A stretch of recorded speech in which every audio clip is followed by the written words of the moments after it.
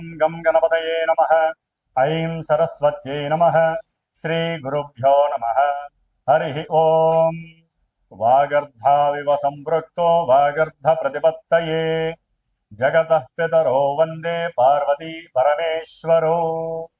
ఓం జ్ఞానానందమయం దేవం నిర్మలస్ఫటికాకృతిం ఆధారం సర్వవిద్యానాం శ్రీహయగ్రీవముపాస్మహే. ఓం ఆదిత్యాయ చ సోమాయ మంగళాయ బుధాయ చ గురుశుక్రశనేభ్యశ్చ రాహవే కేతవే నమో నమః. నవగ్రహ దేవతాయే నమః. వీక్షిస్తున్నటువంటి ప్రేక్షకులందరికీ కూడా శ్రీ పరాభవనామ సంవత్సర శుభాకాంక్షలు.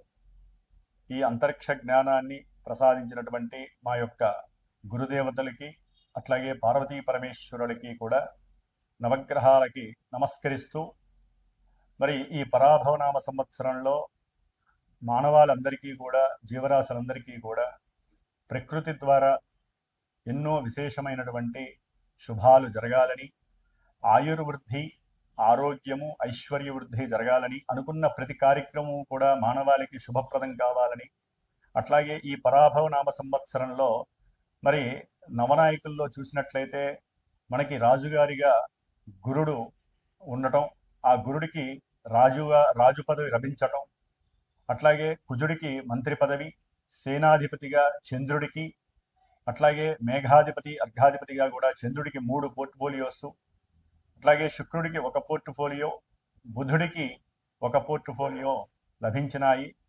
శని భగవానుడికి మాత్రము ఎటువంటి అధికారము లభించలేదు.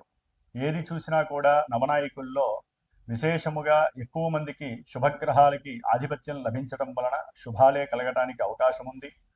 అట్లాగే వర్షలగ్న కుండలి ప్రకారము మీనలగ్నమైంది, జగర్లగ్న కుండలి ప్రకారము మిథున లగ్నమైంది. కాబట్టి ఈ అధిపతులు పరంగా చూస్తే గనక బుధగురుడు కాబట్టి ఎవరైనా సరే మన యొక్క ప్రపంచంలో మన దేశాలని, రాష్ట్రాలని పరిపాలించేటటువంటి నాయకులందరూ కూడా అఖండమైనటువంటి జ్ఞానశక్తిని పెంచుకొని, బుద్ధిని, వాక్కుని జాగ్రత్తగా సంభాషణ చాతుర్యంతో మాట్లాడుకొని, ఎటువంటి యుద్ధాలు, భయాలు కూడా దేశంలో ఉన్నటువంటి, ప్రపంచంలో ఉన్నటువంటి జీవరాశులకి కానీ, మానవాళికి కానీ ఎటువంటి అవరోధాలు, ఆటంకాలు కలగకూడదని మనందరం కూడా ఆ సుబ్రహ్మణ్యేశ్వరుణ్ణి ప్రార్థించిస్తూ, ఈ ఉగాది పర్యంతము కూడా దాదాపుగా జూలై ఎండింగ్ వరకు కూడా కాలమాన చక్రంలో సింహరాశిలో ఉన్నటువంటి కేతువు, కుంభరాశిలో ఉన్నటువంటి మరి రాహుగ్రహాల మధ్య గ్రహాలన్నీ కూడా కాలసర్పయోగ దోషాన్ని విలోమ పరంగా అనుభవిస్తున్నాయి.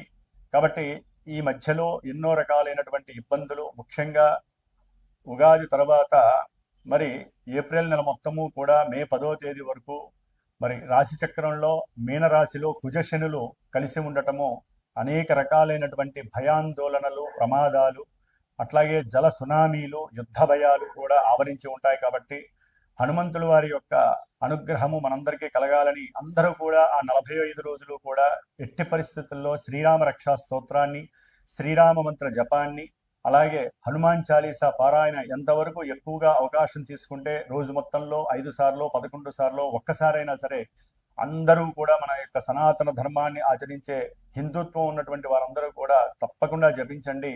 సమస్త మానవాళికి, జీవరాశులకి, ప్రకృతికి ఎటువంటి విరోధాలు కలగకుండా రాజులందరూ కూడా సుభిక్షంగా ఆలోచిస్తూ మనందరినీ కూడా కాపాడే శక్తిని హనుమంతుల వారు ప్రసాదిస్తారు. ముఖ్యంగా మనకి ఈ యొక్క యుగాది పరాభవనామ సంవత్సరం నుంచి కూడా వచ్చే సంవత్సరం వరకు ఎటువంటి గ్రహణాలు లేవు. కాబట్టి ముఖ్యంగా అధిక జ్యేష్ఠ మాసము జూన్ 1వ తేదీ నుండి కూడా జూలై వరకు ఉంటుంది. జూన్ 1వ తేదీన 2వ తేదీన మనకి యమునా నది పుష్కరాలు ప్రారంభమవుతున్నాయి అధిక జ్యేష్ఠ మాసంలోనే. అట్లాగే జూలై మాసంలో కూడా మనకి 15వ తేదీ వరకు కూడా నిజ జ్యేష్ఠ మాసంలో విశేషమైనటువంటి వివాహ శుభముహూర్తాలు, గృహప్రవేశాలు ఉంటాయి.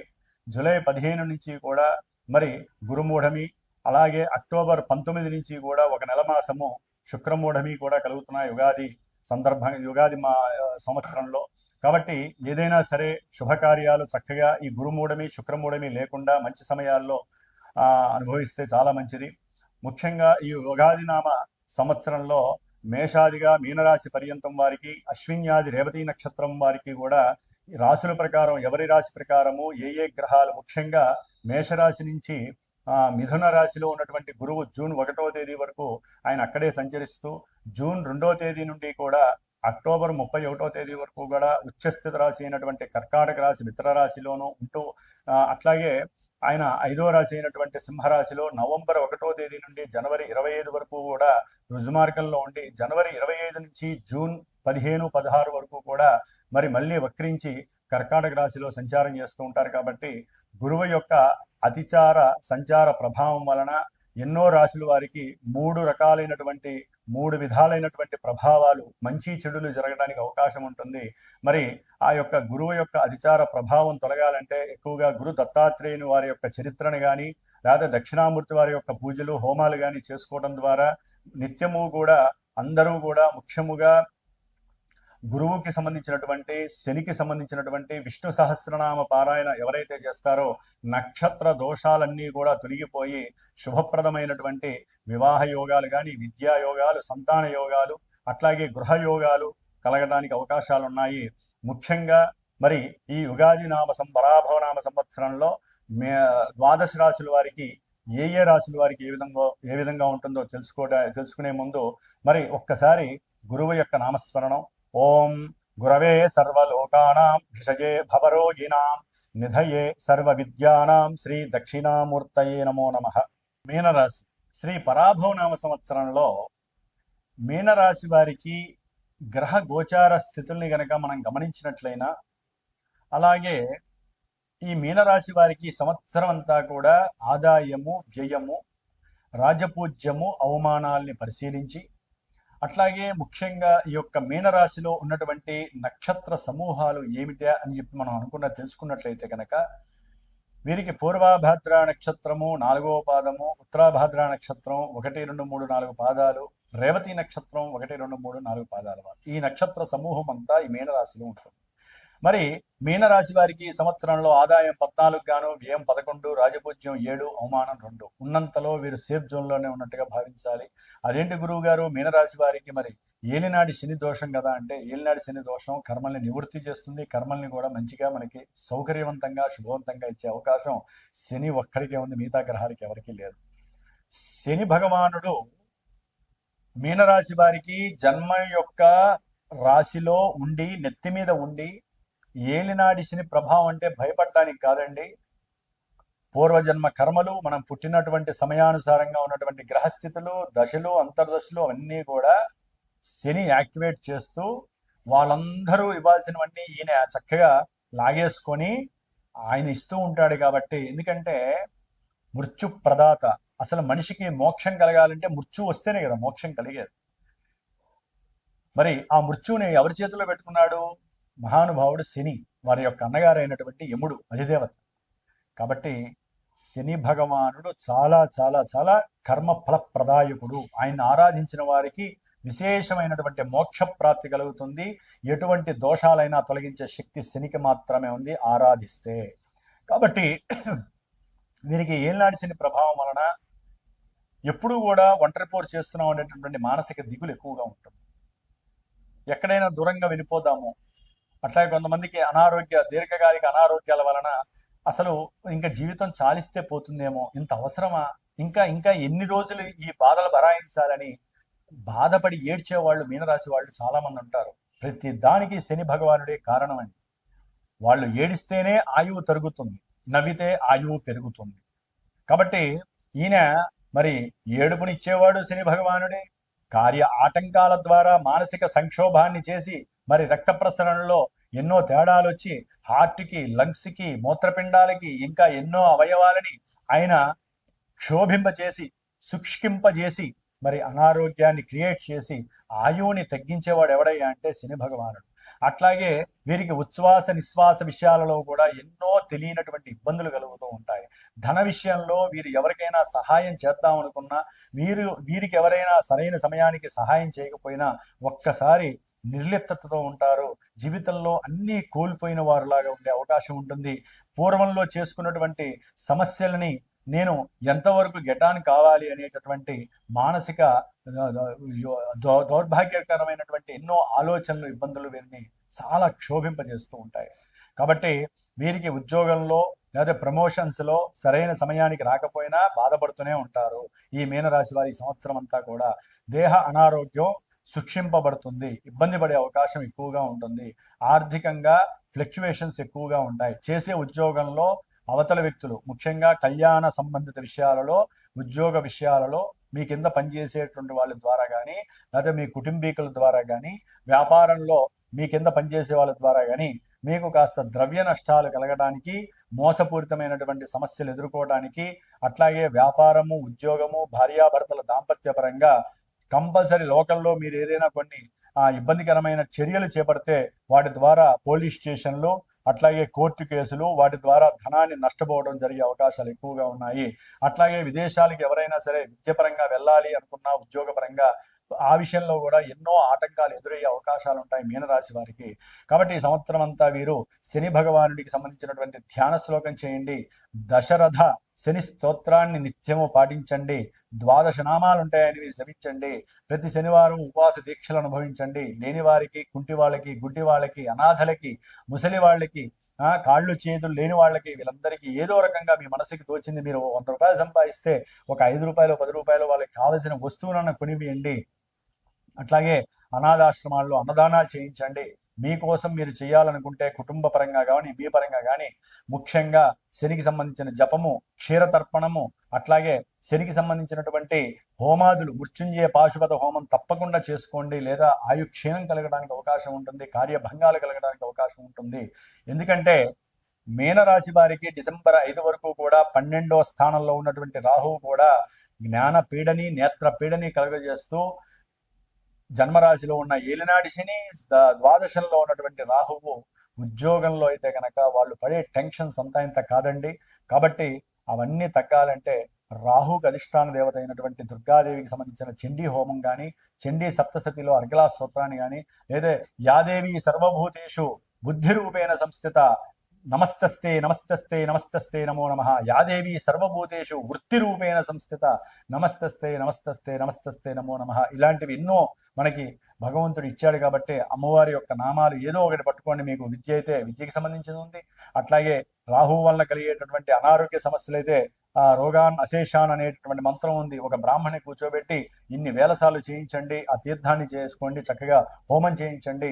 కొన్ని దోషాలు పోతాయి. పెట్టుబడులు పెట్టేటప్పుడు ఏదైనా అనాలోచితంగా పెట్టినా, నమ్మి పెట్టినా సరే దుర్గతులు పారవుతారు. లేనిపోని ఈ మోసపూరితమైనటువంటి చర్యలు మీ మీద పడతాయి. జాగ్రత్తగా ఉండండి. అట్లాగే మీకు రావాల్సినటువంటి ప్రమోషన్స్ కూడా పక్కకి మరల్చే అవకాశం రాహువుకు ఉంది. కాబట్టి మోసపూరితంగా కొంచెం గమనిస్తూ ఉండండి మీ ఉద్యోగంలో. ముఖ్యంగా మీనరాశి వారికి చతుర్థంలో ఉన్నటువంటి గురువు జూన్ 1వ తేదీ వరకు కూడా విద్యాభంగాన్ని, ప్రేమికులకైతే కనుక ప్రేమ భంగాన్ని, అట్లాగే ఏదైనా సరే ఆర్థికపరమైనటువంటి విషయాల్లో మీరు ఎవరికైనా చేయూతనిచ్చి సహాయ సహకారాలు చేసినా, లేదా గృహాన్ని నిర్మించాలనుకున్న మీనరాశి వారికి అడుగడుగున ఆటంకాలు, ధన నష్టాలు కలగడానికి అవకాశం ఉంది. మీకు రావాల్సినటువంటి ఉద్యోగాలు వేరే వాళ్ళు చాకచక్యంగా వారికి అనుకూలంగా మార్చుకొని వారు తీసుకునేటటువంటి అవకాశాలు కూడా మీనరాశి వారికి కనిపిస్తున్నాయి, గురుబలం లేకపోవటం వలన. కాబట్టి మీరు ఉద్యోగానికి వెళ్ళేటప్పుడు మాత్రము ఆపదాం అపహర్తారం దాతారం సర్వసంపదాం లోకాభిరామం శ్రీరామం భూయో భూయో నమామ్యహం. అట్లాగే శ్రీరామ రామ రామేతి రమే రామే మనోరమే సహస్రనామ తత్తుల్యం రామనామ వరాననే అనే రామమంత్రాన్ని నిత్యము పఠిస్తూ ఉండండి. అది లోపల చాంటింగ్ జరుగుతుంటే గ్రహాలన్నీ కూడా ఇచ్చే దోషాలన్నీ పక్కకి నెట్టివేయబడతాయి.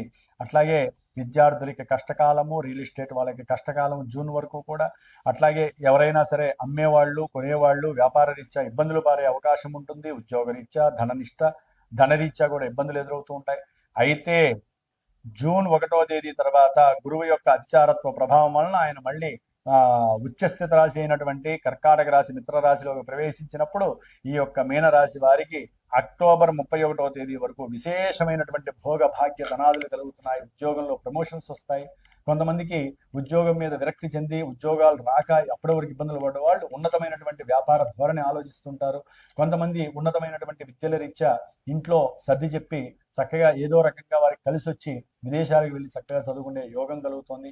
ఏదైనా వీరి యొక్క ఏకాగ్రత కానివ్వండి, దీర్ఘకాలిక ప్రణాళిక ఆలోచనలు కానివ్వండి, వీరిని అభివృద్ధి స్థితిలోకి తీసుకువెళ్ళేటటువంటి సమయంగా మనం భావించాలి. ఈ యొక్క అక్టోబర్ ఎండింగ్ వరకు కూడా సంతాన ప్రాప్తి కలుగుతోంది. ప్రేమికులకి ప్రేమయందు విఘాతం కలిగినటువంటి వారికి మళ్ళీ చిగురుంచేటటువంటి అవకాశము ప్రేమికులకు కలుగుతోంది. దాని ద్వారా గృహంలో సుఖ సంతోషాలు కలుగుతాయి. కొంతమంది గృహాలను నిర్మించుకొని సొంత గృహ ప్రవేశం చేసి చక్కగా గృహయోగం పొంది, సంతాన యోగం పొంది, వివాహ యోగం పొంది కలిసి వచ్చేటటువంటి అవకాశం ఉద్యోగం ద్వారా కావచ్చు, లేకపోతే మీరు ఏదైనా పెట్టుబడులు పెడితే వాటి ద్వారా కావచ్చు చక్కగా లాభం కలుగుతుంది. విశేషమైనటువంటి ఆనంద ఉత్సాహాలన్నీ కూడా అనుభవించే యోగం కలుగుతోంది వీళ్ళందరికీ కూడా.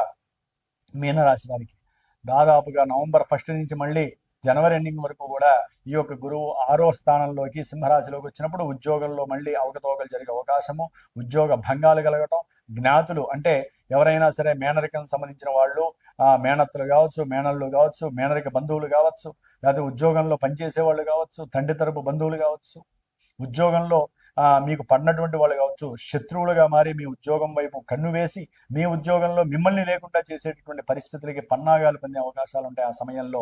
కాబట్టి 6వ స్థానంలో ఉన్నటువంటి గురువు అనారోగ్యాన్ని, ధనహీనత్వాన్ని ఇస్తాడు, సంతానపరమైనటువంటి ఆర్థిక నష్టాన్ని కలుగజేస్తాడు. అట్లాగే ఆలోచనలు కూడా కలుగజేయనివ్వడు, ఆర్థికంగా కూడా ఎదగనివ్వడు. అట్లాగే కొంత మీరు గనక జాగ్రత్తగా గనక గురు భగవానుడికి సంబంధించినటువంటి జపాన్ని చేయించి హోమాన్ని గనక చేసుకొని రుద్రాభిషేకాలు ప్రతి మాస శివరాత్రికి ప్రతి గురువారము ఉపవాస దీక్షలు చేసినట్లయితే గురువు యొక్క అనుగ్రహం కలుగుతుంది. మరలా ఫిబ్రవరి నుంచి జూన్ ఎండింగ్ వరకు కూడా గురువు ఇచ్చే ఫలితాలు అమోఘంగా ఉంటాయి మీనరాశి వారికి. కాబట్టి రాహు మరలా డిసెంబర్ 5 తర్వాత లాభంలోకి వచ్చినప్పుడు ఈ మీనరాశి వారికి ఉద్యోగంలో మంచి స్థిరమైనటువంటి యోగం కలుగుతుంది. మళ్ళీ విశేషమైనటువంటి లాభాలు కలుగుతాయి, కీర్తి ప్రతిష్టలు, మన్ననలు కలుగుతాయి. వీరికి ఉన్నటువంటి కొన్ని బాధలు, అనారోగ్య సమస్యలు తొలగిపోయే అవకాశాలు ఉంటాయి. ఉద్యోగంలో ప్రమోషన్స్ ద్వారా విదేశాలకు వెళ్ళే అవకాశాలు ఉంటాయి. అట్లాగే కేతువు పంచమంలోకి వస్తాడు. ఆ టైంలో చక్కగా రియల్ ఎస్టేట్లో ఎవరైనా బిజినెస్లో పెట్టినట్లయితే కనుక భూలాభ సిద్ధి ద్వారా ధనలాభం కలుగుతుంది. కొంతమందికి సంతానపరమైనటువంటి కొన్ని ఇబ్బందులు, నష్టాలు కలిగే అవకాశాలు ఉంటాయి. సంతానం వలన కొంతమందికి అవరోధాలు కలిగే అవకాశం ఉంటాయి. కాబట్టి ఆ సమయంలో ఏదైనా సరే రాహుకేతువులు డిసెంబర్ తర్వాత కాస్త యోగించే అవకాశం ఉంటుంది. కాస్త గణపతికి మాత్రము లక్ష్మీ గణపతికి సంబంధించిన ధ్యానము, దానికి సంబంధించినటువంటి జపం చేయించి లక్ష్మీ గణపతి హోమం చేస్తే వ్యాపారస్తులకి, విద్యార్థులకి, అట్లాగే షేర్స్, స్టాక్ మార్కెట్లో పనిచేసేటటువంటి వాళ్ళకి కానివచ్చు, ఇంకా ఎంతో మందికి కూడా కేతు వలన ఇబ్బందులు కలుగుతుంటాయి. ముఖ్యంగా సంతాన పరంగా ఎవరైనా ఇబ్బందులు ఎదుర్కొంటే కనుక సంతాన పుత్ర గణపతి లేదా సంతాన గణపతి హోమాన్ని ఆచరించండి. అట్లాగే గణపతికి సంబంధించిన ఏదైనా దేవాలయంలో చక్కగా ప్రదక్షిణాలు చేయండి.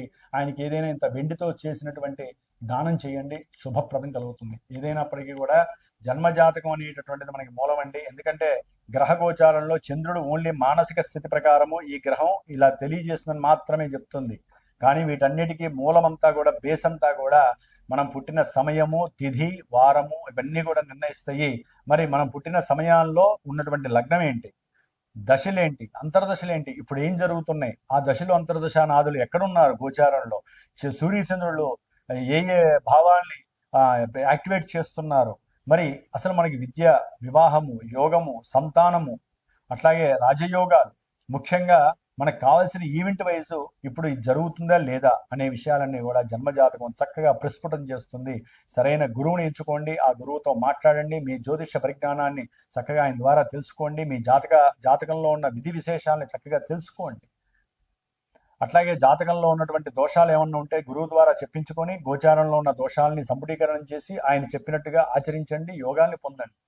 జాతకం చెప్పించుకోవటమే కాదు, పరిష్కారాలు ఆచరించడం మీరు ఆచరించాలి. గురువుల ద్వారా మంత్రోక్తంగా, మరి హోమాల ద్వారా, దానాల ద్వారా, జపాల ద్వారా, తర్పణాల ద్వారా, ఇంకా ఎన్నో రకాలుగా మీరు ప్రదక్షిణాల ద్వారా, స్తోత్రపారాయణల ద్వారా, మానసిక యోగా ధ్యానం ద్వారా మీరు ఆచరిస్తూ కొంత మనం సంపాదించిన సొమ్ముని ఈ విధంగా ఖర్చు పెడితే కర్మదోషాలు పోతాయని శాస్త్రవచనం.